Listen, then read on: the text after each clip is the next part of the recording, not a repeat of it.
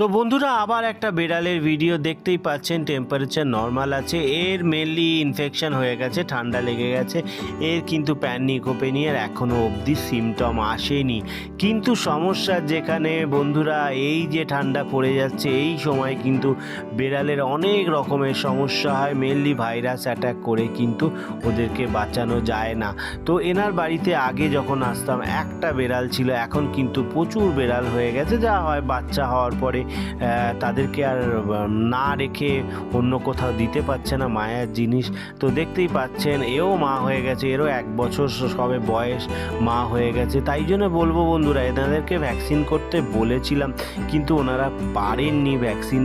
অনেকগুলো বেড়াল তো ভ্যাকসিন করাতে পারেনি। যদি এই ভিডিও দেখার পর মনে হয় কারোর এই বেড়ালগুলো বা আরও বেড়াল আছে, ডগি আছে, তাদের ভ্যাকসিনের খরচা কেউ দায়িত্ব নেবেন, তাহলে অবশ্যই কন্ট্যাক্ট করতে পারেন।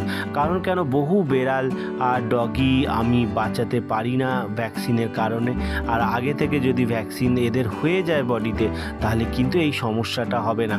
অনেক মানুষ তো অনেক উপকার করে বহু মানুষের।